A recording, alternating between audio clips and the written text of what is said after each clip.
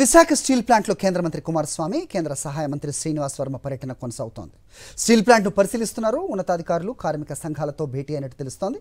మరోవైపు కేంద్ర మంత్రి పర్యటనతో అద్భుతాలు ఆశించవద్దన్నారు కేంద్ర సహాయక మంత్రి శ్రీనివాస్ వర్మ. పరిస్థితులను తెలుసుకునేందుకు ఈ పర్యటన అన్న ఆయన స్టీల్ ప్లాంట్ ప్రైవేటీకరణ ప్రధాని మోదీ పరిధిలోనిది అని చెప్పారు.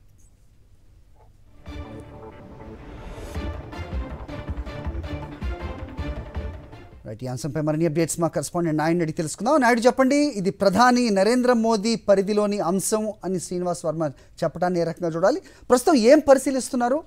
సో ఏం డిరైవ్ అవడానికి ఈ పర్యటన అంటే ఏం చెప్తారు? కార్మిక సంఘాలతో భేటీలో ఏం తేలింది? మీ దగ్గర ఇన్పుట్స్ ఏంటి? హరి, కేంద్ర ఉక్కు శాఖ మంత్రి కుమారస్వామి స్టీల్ ప్లాంట్ను పరిశీలించారు. అందులో వివిధ విభాగాల పనితీరును అడిగి తెలుసుకున్నారు. మరి కాసేపట్లో స్టీల్ ప్లాంట్ ఉన్నతాధికారులు అలాగే కార్మిక సంఘాల నేతలతో సమావేశం కానున్నారు. అయితే కేంద్ర ఉక్కు శాఖ మంత్రి ఈ పర్యటన ద్వారా అద్భుతాలు ఏమీ ఆశించవద్దని చెప్పి కార్మికులకు సూచించారు. అయితే కార్మికులు కేంద్ర ఉక్కు శాఖ మంత్రితో సమావేశమైన సందర్భంలో ఏ అంశాలను ప్రస్తావించబోతున్నారు, ఇప్పటి వరకు వారి దగ్గర ఎటువంటి డిమాండ్లు ఉన్నాయనే విషయాలు మనతో మాట్లాడేందుకు కార్మిక సంఘం నేత మంత్రి రాజశేఖర్ ఉన్నారు. ఆయన అయితే ఇప్పటికే కేంద్ర మంత్రి కుమారస్వామిని కలిసి ఒక వినతిపత్రం కూడా సమర్పించారు. ఆ వినతిపత్రం ద్వారా ఏ డిమాండ్స్ ఆయన ముందుంచారనే విషయాలను ఆయన మాటల్లోనే అడిగి తెలుసుకుందాం. సార్, చెప్పండి సార్, కుమారస్వామి గారిని కలిసి స్టీల్ ప్లాంట్ తరఫున ఏ అంశాలు ఉండాలని మీరు ఆ లేఖలో పేర్కొన్నారు? కుమారస్వామి గారు నిన్న రాత్రి విశాఖపట్నం స్టీల్ ప్లాంట్కి చేరుకోవడం జరిగింది. ఆ సందర్భంగా ఆయనకు ఒక మెమొరాండం అనేది ఇవ్వడం జరిగింది. ఇప్పుడు డీటెయిల్గా అడ్మినిస్ట్రేటివ్ బిల్డింగ్లో కార్మిక సంఘాలతో కూడా ఆయన చర్చిస్తాడు. ప్రధానంగా కోరింది ఏంటంటే విశాఖపట్నం స్టీల్ ప్లాంట్కి మైన్స్ అనేది లేకపోవడం వల్ల ఎక్కువగా ఖర్చు పెట్టాల్సి వస్తుంది. ఈ సమస్య నుంచి బయటపడాలనుకున్నప్పుడు ఈ కంపెనీ బ్రతికి బట్టకట్టాలంటే, ప్రగతి పదంలో పయనించాలంటే విశాఖపట్నం స్టీల్ ప్లాంట్ శైలిలో విలీనం చేయాలని చేయడం మెయిన్ అంశంగా పెట్టి ఆయనకు విన్నవించడం జరిగింది. ఇదే సందర్భంలో ఇక్కడ ఎవరైతే ఈ స్టీల్ ప్లాంట్ కోసం తమ ఇల్లు భూములు కోల్పోయి మొత్తం సర్వస్వం త్యాగం చేసిన నిర్వాసితులు అందరూ కూడా ఆకలితో అలమటిస్తున్నారు. ఇంకా 8,500 మంది మిగిలిపోయి ఉన్నారు. వారందరూ కూడా ఉపాధి కల్పించాలని చెప్పి ఒక అంశం పెట్టడం జరిగింది.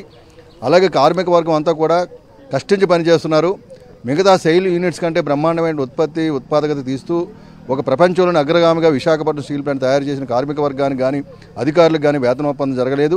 సెయిల్లో ఎప్పుడే జరిగిపోయింది. ఆ వేతన ఒప్పందం కూడా చేయాలని చెప్పేటువంటిది డిమాండ్ చేయడం జరిగింది.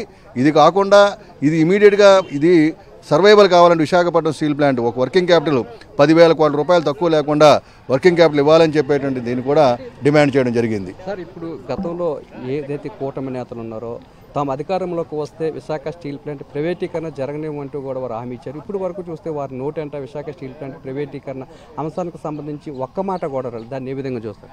ఇప్పుడు ఈరోజు కూటమి ప్రభుత్వం అధికారంలో వచ్చింది. చాలా కాలం తర్వాత మన ఆంధ్రప్రదేశ్ తాలూకా ప్రభుత్వం మీద, మన ఆంధ్రప్రదేశ్ రాజకీయాల మీద ఆధారపడే గవర్నమెంట్ వచ్చింది కాబట్టి దీని మీద కూటమి నాయకులు ఇమీడియట్గా ఒత్తిడి చేయాలి. మొన్న మరి కొన్ని విషయాలు ఆయన సీఎం గారు కూడా వెళ్ళినట్టున్నారు. ఆ విషయాలు ప్రస్తావించకపోవడం కొంచెం ఇబ్బందికర పరిస్థితి కనిపిస్తుంది. ఇమీడియట్గా కూటమి నాయకులందరూ కూడా మోడీ గారి ఒత్తిడి చేయదు. మోడీ గారు ఒక్కరు మాత్రమే చేయగలరు. మోడీ గారిపై పూర్తిగా ఒత్తిడి తీసుకొచ్చి ఈ దీన్ని విశాఖపట్నం స్టీల్ ప్లాంట్ని ప్రైవేటీకరణ చేయం, ప్రభుత్వ రంగం కొనసాగిస్తామనేటువంటి స్పష్టమైన ప్రకటన చేయించడానికి కూటమి నేతలు ప్రకటన చేయాలి. ఈ విధంగా ఊరికినే బయటకు ఒకటి ఎన్నికల ముందు ఒకటి చెప్పి ఎన్నికల తర్వాత వేరే విధంగా ప్రవర్తించడం ఏమాత్రం కూడా భావ్యం కాదని చెప్పి మా ఉద్దేశం. విశాఖ స్టీల్ ప్లాంట్ మనుగడ సాగించాలంటే సొంతంగా గనులు కేటాయించాలని, అలాగే విశాఖ స్టీల్ ప్లాంట్ను సేల్లో కలపాలని డిమాండ్ చేస్తున్నారు. కూటమి నేతలు ఏదైతే ఎన్నికలకు ముందు ఒక హామీ ఇచ్చారో విశాఖ స్టీల్ ప్లాంట్ ప్రైవేటీకరణ జరగకుండా కాపాడుతామని, ఆ మాటకు కట్టుబడి ఉండాలని చెప్పి కార్మిక సంఘ నేతలు డిమాండ్ చేస్తున్నారు. ఇప్పుడే కేంద్ర ఉక్కు శాఖ మంత్రి కుమారస్వామి అడ్మినిస్ట్రేటివ్ భవనానికి చేరుకున్నారు. ఇక్కడ ఉన్నత అధికారులతో సమావేశం అయిన తర్వాత కార్మిక సంఘాల నేతలతో కూడా సమావేశం కానున్నారు. హరి.